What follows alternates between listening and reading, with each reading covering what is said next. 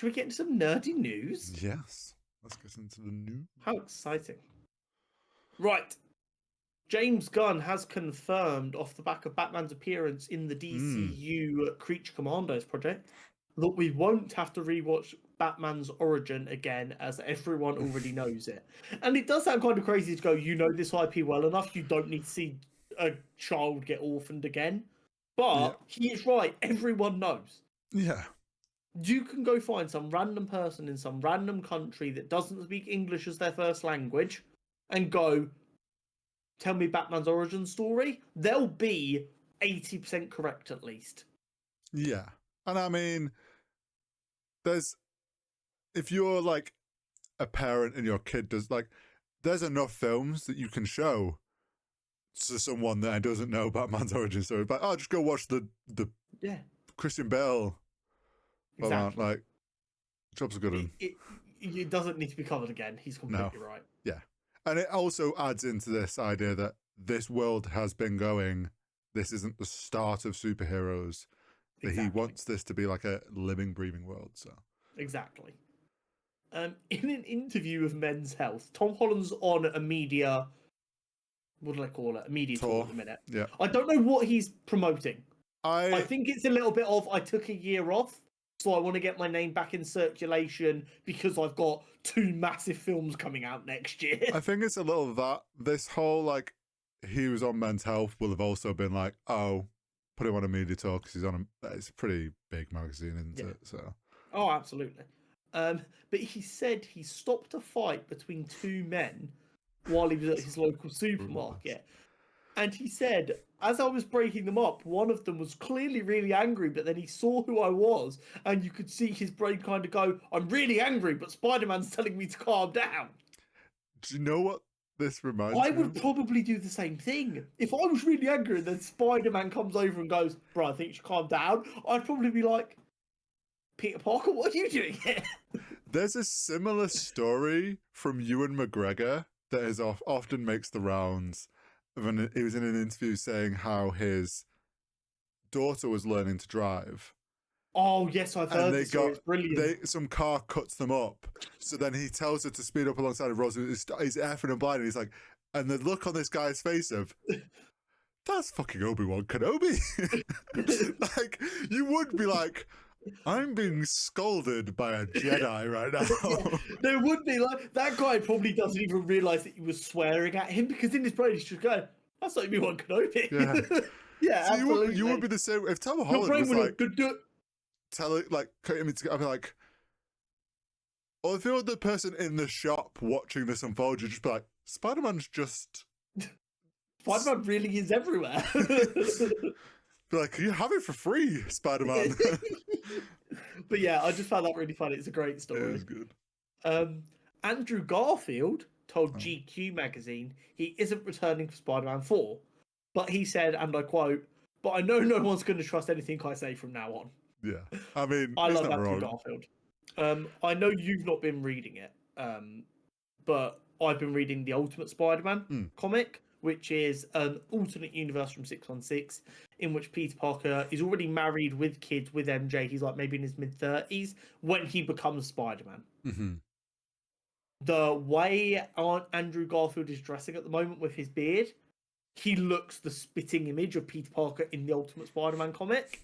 I would love to see them in a year or 2. Like, tell Sony, just pay for it. Let us do the creative stuff. Just give us the money, and just make that into a film, because I think Andrew Garfield would be perfect for it. Because I believe he can play doting father of 2, and we know he can play Spider-Man. I've seen loads of people recently being like, out of the 3 of them, of this, the guys that played Spider-Man, he is strangely aged. Like, the way he's aging, he is like aging into the spitting image of an older Spider-Man compared to the other 2. Right. He's 39 and he looks like that. Yeah, I know. Man's 39. I know Hollywood money is Hollywood money, but come the fuck on. Yeah, I would also be very much down for an older really Spider-Man cool being Andrew Garfield. Yeah. It'd be great. The Boys, Arcane, The Penguin, Fallout, Reacher, and Dune Prophecy all in the top 10 most pirated shows of 2024. Now, I've listed all the ones that we've spoken about. One of them, quality-wise, is not like the other.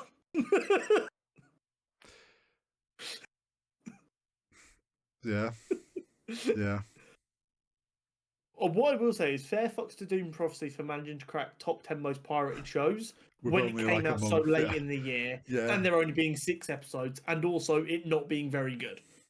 Do you know what's funny though? Like, if you look at this, like The Penguin and June Prophecy, both HBO Max shows that is really hard to watch outside of the US. Unless you've got Now TV. Most people aren't going to pay for Sky just for the sake of a show, especially in this country with how like expensive Sky is. The Boys and Reacher, I think The Boys make sense because of how much the internet talks about it. The Boys, Reacher, and Fallout all being Prime shows. True. But that, again, people don't like to pay for Amazon Prime. Yeah. I'm surprised Reacher managed to crack it. I didn't realise Reacher had got that big. Like, when you look at like the shows that are traditionally on this list, being stuff like The Mandalorian and Game of Thrones, and like these massive shows that the entire world is talking about. True. I don't feel like Reacher gets spoken about that much. True. Clearly, the show is doing incredibly well. Arcane doesn't surprise me because people don't want to pay. The internet went nuts for it. Well, and people don't want to pay Netflix. And also, League of Legends fans are broke bitches. Whoa, there is 10 whales that are keeping Riot Games afloat. Yeah, I mean, part of me for the Arcane one, and there's a little part of me that's like, oh, I wish this wasn't so high on the pile because I want the artists to get their bag. But at the same time, the artists have had their bag. I don't want Netflix to get their bag. Yeah. But and also, shows that are on the top 10 most pirated shows always get renewed if there's like the chance for another season. They always get another season because, yeah, they're like, oh shit, we're losing money, but it means that show was so good, people are trying to steal it. Yeah, they know there's a chance they can pull those viewers in for a season 2. The studios try and keep it quiet, but there have been a number of exposés over the year of executives being really excited at like being the studio with the most shows on this list. They're like, okay, we're making good TV. Now we just need to work out to get people to pay for it. Because in reality, getting people to like your stuff is harder than getting people to spend money. Yeah, I mean, if I'm HBO Max, I'm looking at this and going, oh, we really need to get our platform in other countries. Yeah, instantly. I'm like, right, cool. How do we make this happen faster? Yeah. Bit of sad news here. Perry, not the platypus, the miniature donkey, who served as the model for Donkey in Shrek, has sadly passed away after 30 years. I hate. Sorry, I've broken you with the stupid joke there. You broke me because my brain had immediately thought of that when I read Perry. Like I read as I'm reading through the news because I scan over it before we record, but like some of this stuff obviously it doesn't jump out at me. But I saw Perry and I'm like, oh, Perry the Platypus, and then you've made that joke and I'm like, oh god, we are a generation. Yeah, it's a generational thing. Oh, but it's very very sad. Yeah. 30 years for a miniature donkey, I believe, is pretty good. I was going to say, 30 years for a donkey sounds like a solid effort. I mean, you're still kicking it. But yeah, it's just a little bit sad. But maybe we'll just watch Shrek this weekend or Shrek 2. And just remember how great Donkey is. In interviews with Deadline and The Hollywood Reporter, Matt Reeves has confirmed that the Batman is still on course, or the Batman 2, sorry, is still on course to film this year. Mm-hmm. And he's explained that this year is all about getting into production and getting things rolling. Yes, the script isn't quite finished yet, but it shouldn't be a problem. 2027 should absolutely happen. They did say that about 2026. Yeah. Did you also see that James Gunn once again has said if the idea of bringing in Matt Reeves' Batman seems like it's not fully off the table? He again worded it in a way of like, it would have to make sense to the world that I'm building. So I think he's still slightly unsure on what he wants, but I think it's more there as a last resort. If he's just like, if they're at the point where, okay, we need to figure out who's Batman, none of these are working, but we have a loved Batman here. So here is my only problem with this. I think Cornsweat and Patterson would be great as the world's finest together. I think they fit. Like, you know how, like, when it was like the Fantastic Four and stuff, I was talking about how I actually don't care so much Yes. about who the actors are, but I need to imagine them together. Yeah, yeah. The exact same thing comes to me with Batman and Superman, and I can imagine them together. My big problem is tonally they don't Yeah, fit, and I don't no. mean it's too dark and too bright. I want the DCU Batman to be dark, but Matt Reeves has gone for an ultra realism world, and he's already said fantastical stuff is off the table.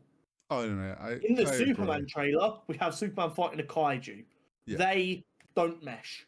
No, I agree. I think Now, I think James Gunn's saying this because obviously he's getting asked. So he's giving like a general, doesn't want to say a blanket no, because then if it does, for some reason, does happen, people are like, you said this wasn't going to happen. Also, he's just being cryptic, I think, because he knows how to play in twos. James Gunn, if you're struggling to find a Batman, Hi. let me know. I will get jacked in time. I may be overweight now. I will get jacked in time. That's not an issue for Hollywood. No, I'll do it legit. I will learn an American accent, and I will be the best damn Batman the world has ever seen, because I genuinely believe it's just about knowing the material. And I would run 6 hours on the treadmill to lose the weight while reading Batman comics, and you would get the best portrayal you've ever goddamn seen. And I would fight for the media, which is apparently what Henry Cavill does to be fucking loved. So, this is actually really cool. I don't know if you will care about this. You seem like the kind of guy who would. So, I did see a this. little bit of backstory. Back in 1999, Will Smith was attached to potentially star in a new film called The Matrix, but he decided not to star in this new weird sci-fi film, to instead go and do The Wild Wild West, the absolute smash hit that it was. And instead, The Matrix was helmed by Keanu Reeves, and it went on to be a cult icon, one of the greatest sci-fi films genuinely ever made, and kind of relaunched Keanu's career when it was in a little bit of a shaky spot after some bad films. He was being, I know it seems crazy now, he was being referred to as a movie killer and someone who can't be a lead in a film. Without Matrix, we don't get John Wick. Literally, it is that cut and dry. Yeah. After a cryptic post about how he almost starred in The Matrix, fans are speculating that Will Smith may be starring in a new Matrix film, which is just crazy when you consider that it's been 26 years since he passed up on that opportunity. Yeah. We've had 4 Matrix films since then, and we might now get, I don't know if it's going to be like a reboot like this, what we would have done if we had Will or what, but very cool. I don't know. I'm a little iffy on the future of Matrix, because the last one they brought out wasn't that recent one where they tried to kind of reboot things. Wasn't great. I will always be willing to give The Matrix a chance, I think.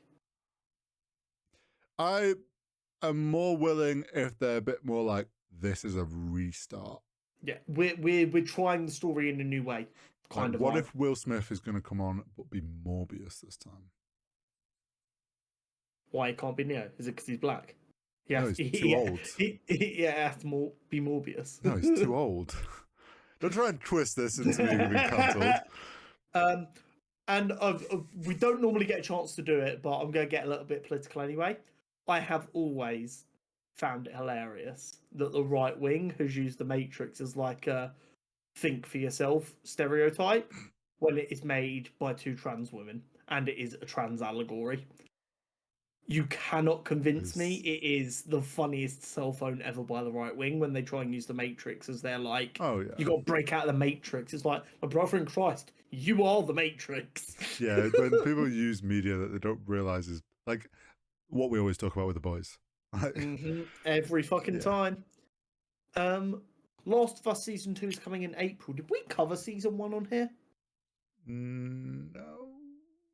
I didn't watch it. Oh, okay. Well, go watch it remastered, and then we can cover season 2 in April. I'm gonna be. What if I want to be the edgy this time though, and refuse to watch The Last of Us like you've refused to watch Game of Thrones? I don't refuse to watch Game of Thrones. Not for the podcast. Hey, No, if Game of Thrones would have been coming out for during the life. podcast, I would have caved and watched it. Hey, when we started this shit, we weren't going to cover Star Wars. We weren't No, going to whoa, cover whoa, whoa. Lord of the Rings. We Sorry, were gonna do Star No, we Wars. weren't. We were Yeah. only going to do Marvel and DC. No, Then we Star Wars knew seeped Star in. Wars was gonna be in there. Then fucking Lord of the Rings But yeah, seeped in. Then fucking D&D shit. Then the Then we just talk about whatever boys. the fuck we want. Yeah, now it's whatever Oh, shows it's we chaos. watch. It's chaos. It's Then great, but it's unfortunately, chaos. Madam Web's found a way in here. Fucking Sony, I'll never forgive them for that shit. Did you Anyway. see that it's not eligible to be nominated for an Oscar? You know how I feel about media preservation. I think it's very important. I don't think it should be eligible for media preservation. We as a species should collectively pretend it never happened so that our great-great-grandchildren don't look at us and go, because there's people somewhere that are like making a hard record copy of like the internet and stuff, yes, or like and it's copying files. There should be a folder for Madam Web. You open it and it's just got a picture of no, just someone like going no. Just a gift, just going, looked in the wrong place, go back. Yeah. Stop distracting me. James Mangold's Star Wars film is about the origins of the first Jedi, and he said it's set 25,000 years before the Skywalker saga because he wasn't interested in being handcuffed by law and leaving himself in a spot where he's unable to please anyone, which I think is a very valid take that me and you have kind of stumbled upon in the last year or so, where we've realized it is kind of impossible to keep anyone happy if you're too close to the Skywalker saga now. I understand his thought process. I hope he's well aware enough that you can be as far away from it as possible. The Star Wars fans are still going to hunt you down if you do something that's different to history. Like there's like bits of history that exist there in legends and stuff, and if you still got to be careful out there. But there is a lot more room for him back then to tell a story that's unique and he feels is his own, which is good. But it also makes me a bit more excited, especially with the success of Skeleton Crew being such a different story, that if he's gone there to be a bit free of constraints, that we might get another unique, doesn't inherently feel Star Wars, but is Star Wars kind of story that feels right. It has potential to be something really good and something really fresh. So fingers crossed. And then of course, Reacher season 3 trailer. Yes, it's incredible that 3 short months ago you'd never even seen this show, and true. now you're sending me the trailer going, we're gonna fucking eat like it was great. Addict.